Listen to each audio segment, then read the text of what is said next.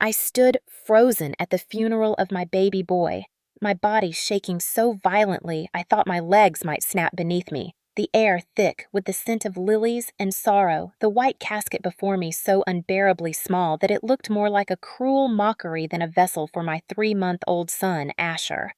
My throat burned with screams I could not release, and then came the voice that cut through the silence like a blade. My mother-in-law, Margaret Holloway, elegant in her black suit and string of pearls, leaned over the tiny casket and announced loud enough for every mourner to hear, "God took this child because he knew what kind of mother you are, Clarissa." Her words landed like physical blows, each syllable a strike that drove the oxygen out of my lungs. Around me, whispers spread like a plague.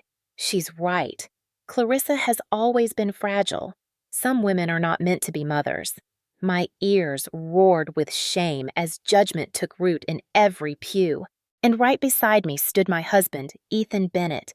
His suit pressed his face expressionless, his lips sealed tight. He did not defend me, not one word, not one sound. His silence condemned me more brutally than any accusation ever could. Margaret straightened her posture and raised her voice, her tone laced with false sweetness as though she were the handmaiden of God Himself. Sometimes the Lord shows mercy by sparing little ones from chaos, she proclaimed, her eyes drilling into mine.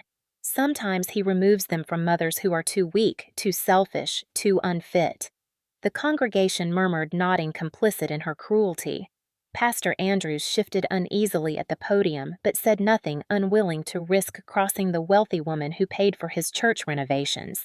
My parents, Thomas and Helena, had traveled from Seattle to stand by me, but they were seated rows behind too far to hear the venom dripping from Margaret's tongue too far to protect me. I was alone, a widow of motherhood condemned in front of family, stripped of dignity before the body of my dead child. My chest tightened, the grief pressing so hard I thought my ribs might break. Rage clawed at my insides, but my voice would not come. Margaret had always known how to silence me. She had always known how to twist the knife while smiling sweetly.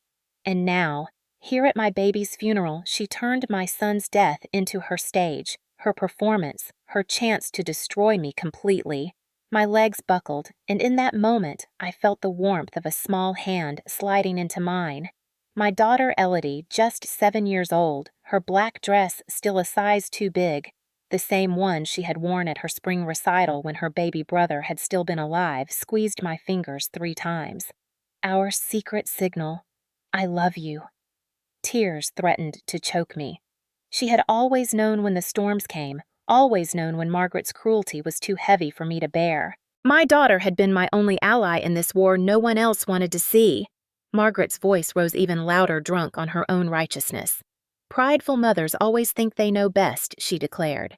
They refuse wisdom, they refuse help, and God takes their children to spare them from suffering. She gestured toward the casket like a lawyer presenting evidence. The murmurs grew louder. My knees wobbled, my vision blurred, but Elodie's grip anchored me. I wanted to scream, to rip Margaret away from that pulpit, to collapse across my son's casket and wail until the rafters shook. Instead, I stood frozen, burning alive under their stares. Then suddenly, Elodie let go of my hand. My heart lurched as I watched her small figure step away from me, her shiny black Mary Janes clicking against the hard floor. Every head turned, every whisper stilled. She walked down the aisle with a determination I had never seen in her young face, her dark eyes steady, her chin lifted. She reached, Pastor Andrews tugged at his robe, and when he bent down to listen, her clear voice rang through the entire church like a bell of truth. "Pastor, should I tell everyone what Grandma put in baby Asher's bottles? My name is Clarissa Bennett, and I was 29 years old when I buried my infant son Asher. Before my world collapsed, I believed I had finally built the life I had once only dreamed about as a little girl growing up in Seattle. I had studied graphic design, worked hard as a freelancer, and met Ethan Bennett when I was 21. He was charming in the beginning, handsome in a way that drew people in confident enough to make me feel like I was safe in his orbit. I married him believing that love and loyalty would protect us from the storms of life. But I quickly learned that I was not marrying only Ethan, I was marrying into the shadow of his mother, Margaret Holloway.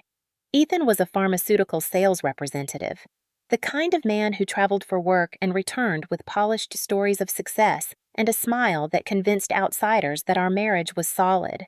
But behind closed doors, Margaret's influence spread into every corner of our lives.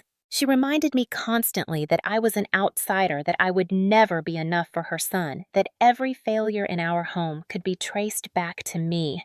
Still, I held on to the hope that motherhood would change everything, that when our family grew, Ethan would finally stand beside me. When our daughter Elodie was born 7 years ago, I felt that hope ignite. Elodie was my anchor, my joy, the little girl who carried wisdom far beyond her years. She learned quickly to sense the tension in our house, to notice when Margaret's visits left me silent and trembling. She created a secret signal, 3 squeezes of the hand to tell me I love you, without speaking a code of survival we used whenever Margaret cut me down.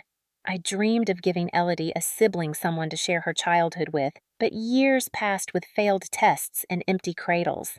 When I finally became pregnant with Asher, the joy was indescribable. Ethan wept when he held our newborn for the first time, whispering that our son was perfect, and for one fleeting moment, I believed we could be the family I always wanted. Our home in Columbus, Ohio, was simple but filled with love.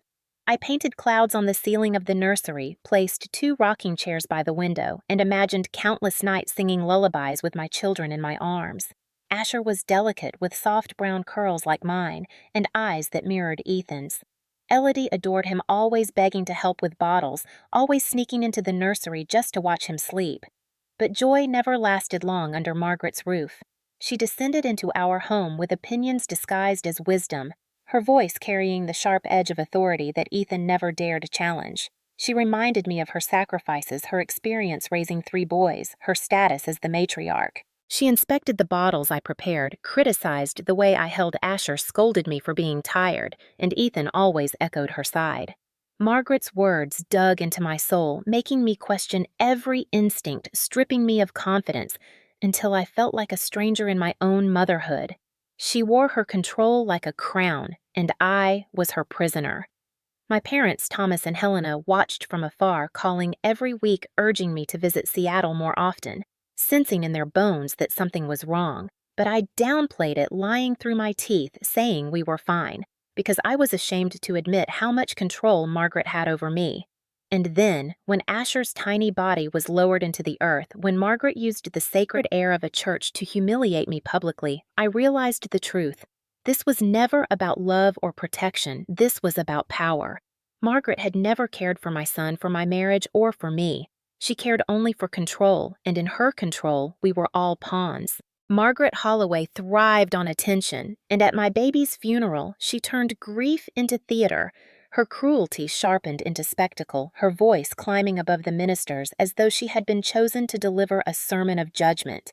She spread her arms toward the congregation and declared that God removes children from households of chaos, that weak mothers bring death upon their babies, that prideful women like me cause tragedy by refusing to accept guidance. Each word poisoned the air, and each nodding head among the relatives seated in the pews drove another nail into my coffin of shame. I could hear the whispers becoming louder, no longer murmured but spoken boldly. She was always too tired. The house was never clean. Maybe postpartum depression, maybe she wasn't fit. They spoke as though I was not standing right there, as though I had ceased to be human the moment my child died, as though I was only a case study in failure. I looked to Ethan, desperate for him to lift a hand, to clear his throat, to say anything that resembled a husband defending his wife, but his gaze was locked on the floor, his hands folded tightly together, his body stiff like a soldier under orders. His silence was a betrayal so loud it roared in my ears. Margaret's performance grew bolder as she sensed victory, her gray eyes flashing with the fire of self-righteousness. She said she had been coming to my home every Tuesday and Thursday, sacrificing her own time to rescue her grandson from my incompetence. She told the crowd that she had begged me to listen to her, begged me to put Asher on a proper schedule, begged me to stop coddling him, but I had been stubborn and proud. She claimed that her wisdom had been rejected and God himself had intervened. My throat burned with the scream trapped inside, but my body betrayed me with silence, paralyzed by grief and humiliation. Pastor Andrews shifted at the pulpit, cleared his throat, tried to interject, but Margaret held the room in her grasp and his weak voice disappeared beneath her monologue. Her loyal sister Ruth dabbed dry eyes with a handkerchief, murmuring Amen. Her brother Charles lifted his hands, declaring that the Lord works in mysterious ways. They formed a chorus behind her, reinforcing her words like a jury delivering its verdict. The pews became a courtroom, the casket the evidence, and I the condemned. Even Ethan's cousins whispered about my failure, leaning closer to each other as though gossip itself could confirm guilt. The humiliation was so profound, I felt stripped bare, every judgmental eye like a knife. Margaret looked directly at me as she raised her voice to its climax. This mother was too weak, too arrogant, too selfish, and the Almighty decided to protect the child from her neglect. That is why Asher rests here today.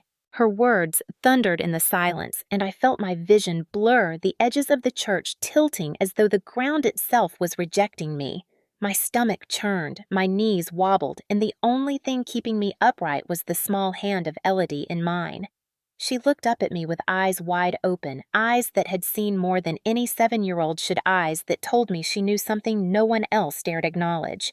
She squeezed my hand again harder this time and whispered just loud enough for me to hear Mommy, don't cry. The room spun with venomous whispers and holy words twisted into daggers, and yet even in that storm of humiliation, I felt the smallest ember of hope glowing in the palm of my hand. My daughter was not afraid.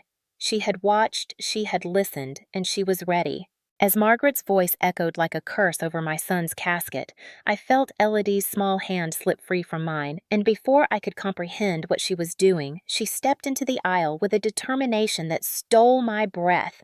Her little black shoes clicked against the church floor, each sound a drumbeat in the stunned silence, as every head turned to watch a child, no taller than the pews, march forward like a soldier of truth.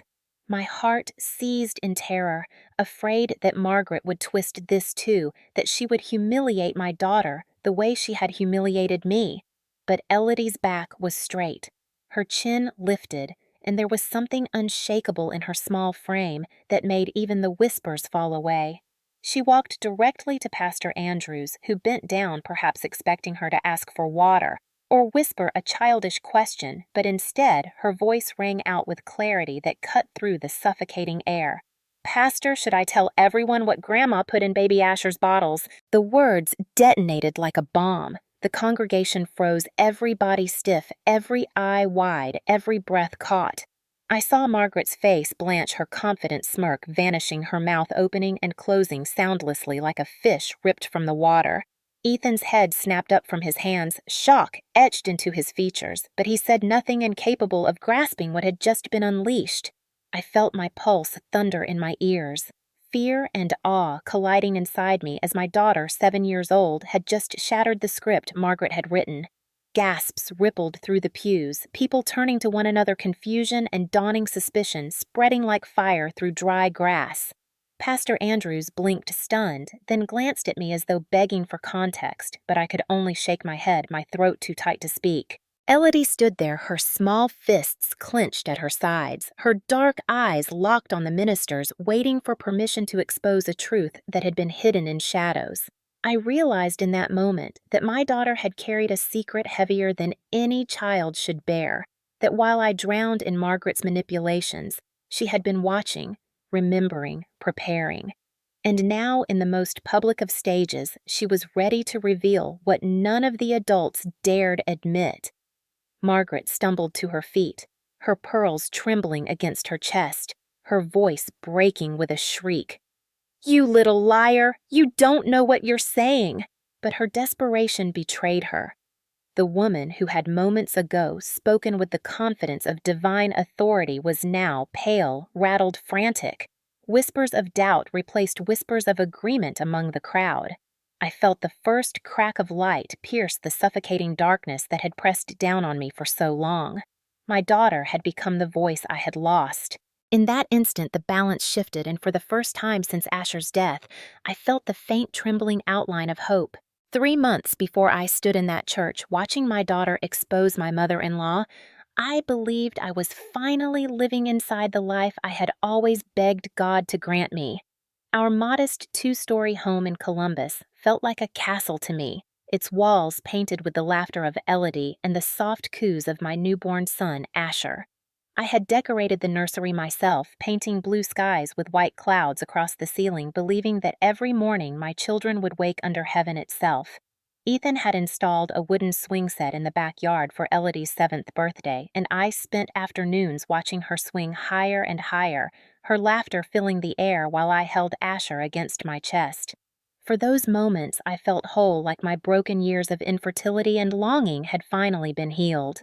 But Margaret Holloway had no interest in allowing me peace. She had criticized me from the moment Ethan introduced us 8 years earlier, calling me too young, too soft, too unprepared to carry the Bennett name.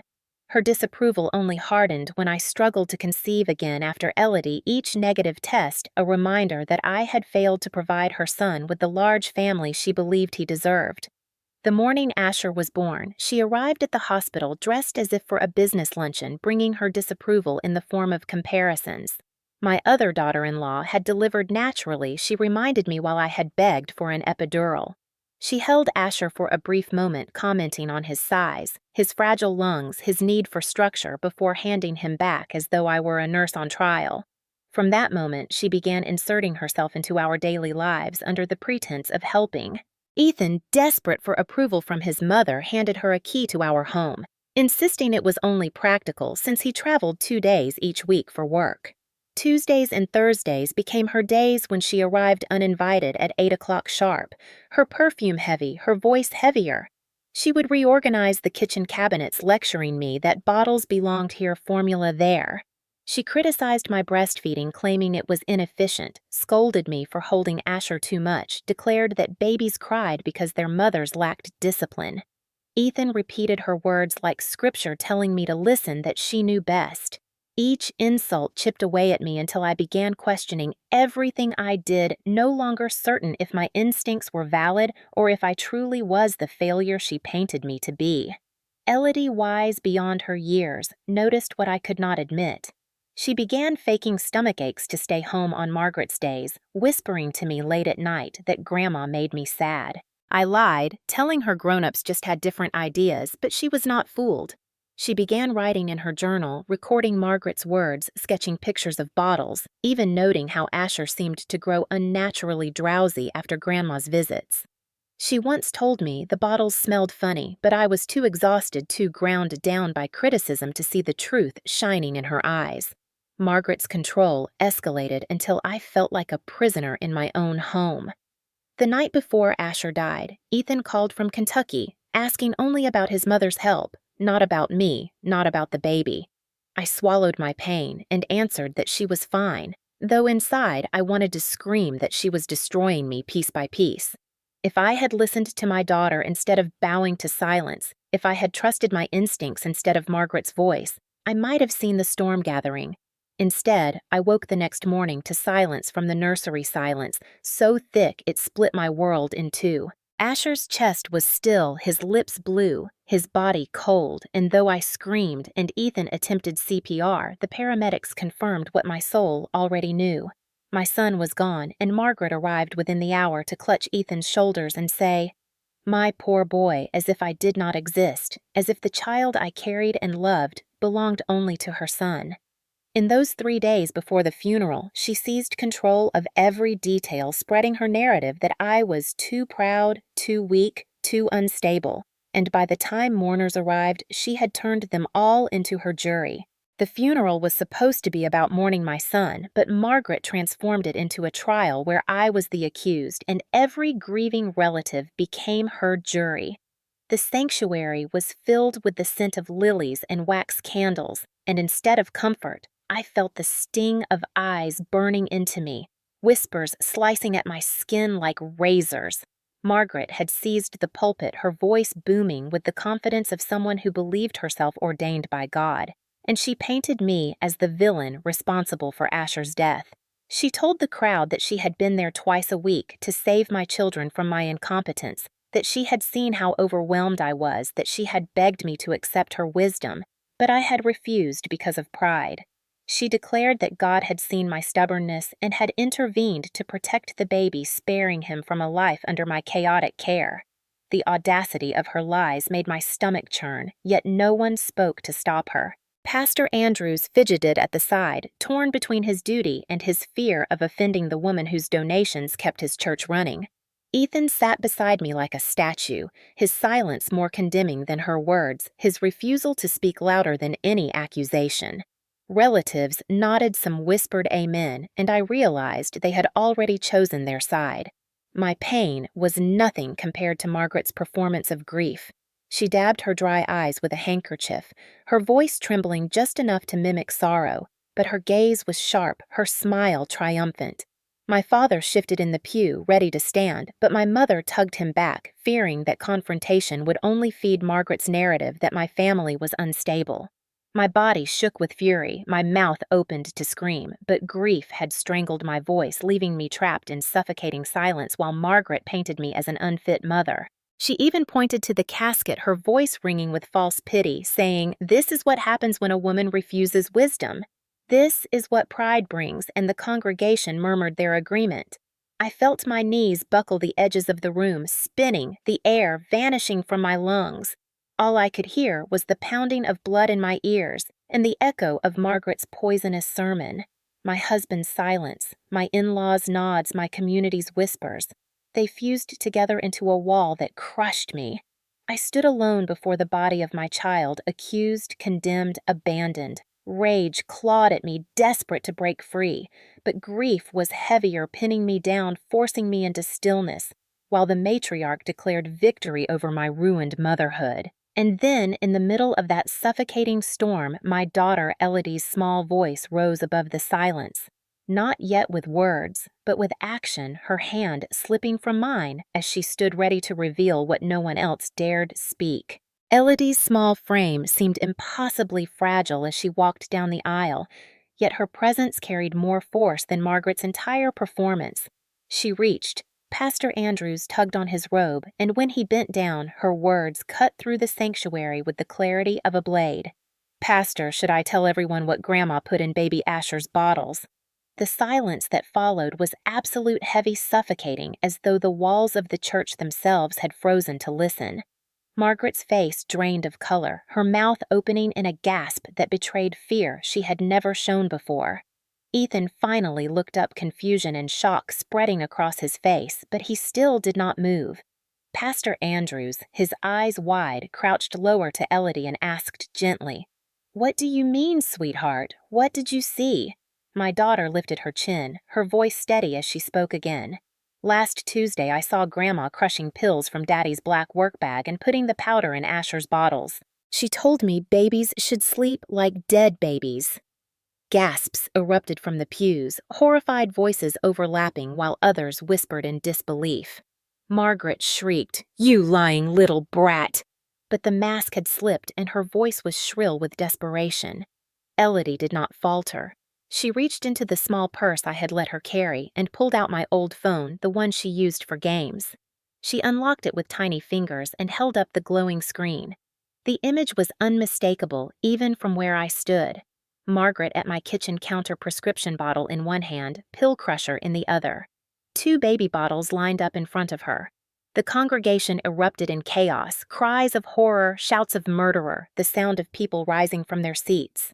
Elodie swiped again, revealing another photo, the label of the prescription bottle clear, a sedative sample with Ethan's company name, and another image showing Margaret shaking a bottle filled with white powder. My legs nearly gave out, and only the pew kept me upright. Margaret lunged forward, screaming that she had been helping that babies needed discipline, but Pastor Andrews stepped protectively in front of Elodie, shielding her from the woman's fury. Relatives shouted some, cried. Some began recording the scene on their phones. Margaret's brother Charles sat in shock. Her sister. Ruth collapsed into sobs, but no one moved to defend her. Elodie pulled out her small notebook, her voice unwavering as she read aloud. May 15th. Grandma put medicine in Asher's bottle again. She said he needed to sleep like dead babies. Every syllable from her small mouth struck like thunder, undeniable, devastating.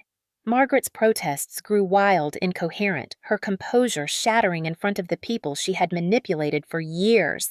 Ethan stumbled forward, reaching toward his daughter, but his face was blank with horror as he realized his mother had murdered his son and his silence had paved the way. The sanctuary moments ago, a theater for Margaret's performance, had transformed into a courtroom where the truth, undeniable and brutal, had finally been spoken by the smallest voice among us. The sanctuary erupted into chaos as Margaret tried to claw her way back to control her shrieks rising above the cries of horror around her, but it was too late. The mask she had worn for decades was ripped away, and the monster underneath was naked before the world.